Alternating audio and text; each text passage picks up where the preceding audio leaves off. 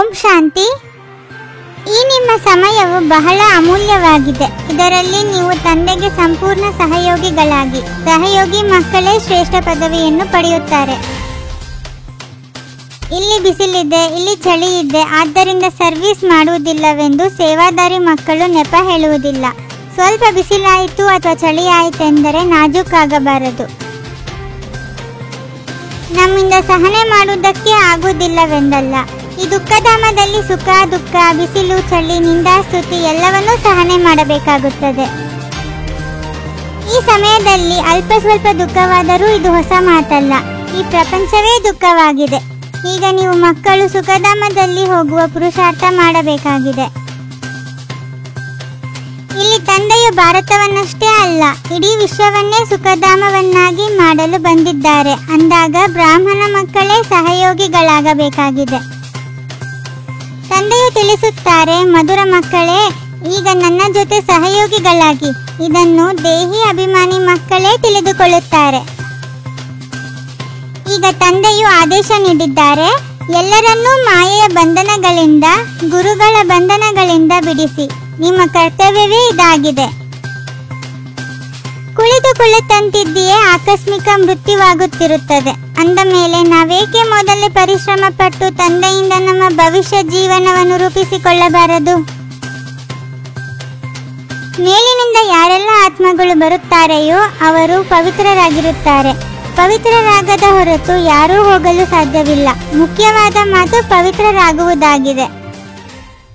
ನೀವು ಮಕ್ಕಳು ಸ್ವರ್ಗದ ರಾಜ್ಯ ಭಾಗ್ಯವನ್ನು ತೆಗೆದುಕೊಳ್ಳುತ್ತೀರಿ ಮತ್ತು ಕಳೆದುಕೊಳ್ಳುತ್ತೀರಿ. ಇದು ಸೋಲು ಮತ್ತು ಗೆಲುವಿನ ಆಟವಾಗಿದೆ.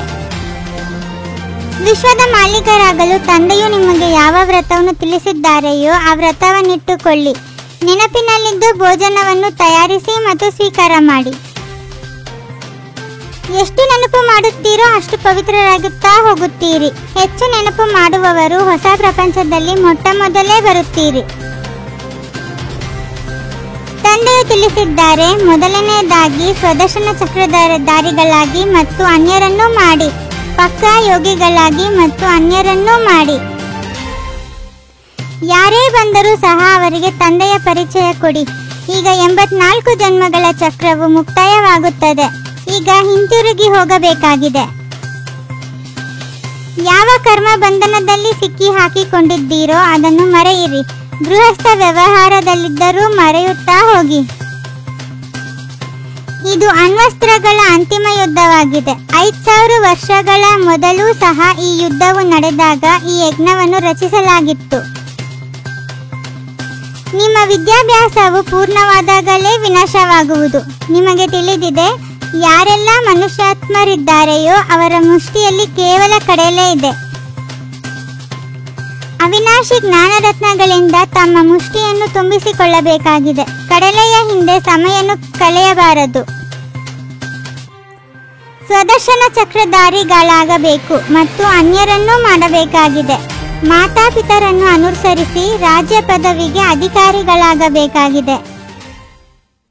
ಸಂಕಲ್ಪವನ್ನು ಸಹ ಚೆಕ್ ಮಾಡಿಕೊಂಡು ವ್ಯರ್ಥದ ಖಾತೆಯನ್ನು ಸಮಾಪ್ತಿ ಮಾಡುವಂತಹ ಶ್ರೇಷ್ಠ ಸೇವಾದಾರಿ ಭವ.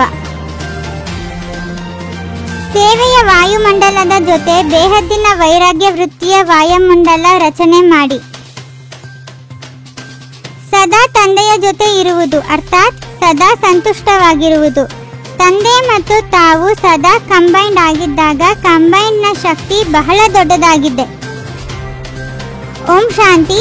21 ಜನ್ಮಗಳಿಗೆ 21 ಪರಮಾತ್ಮನ ಮಹಾವಾಕ್ಯಗಳನ್ನು ಆಲಿಸಿ ಮತ್ತು ನಿಮ್ಮದೇ ಆದಂಥ ಈ ಚಾನೆಲ್ಗೆ ಲೈಕ್ ಮಾಡುವುದನ್ನು ಮರೆಯದಿರಿ.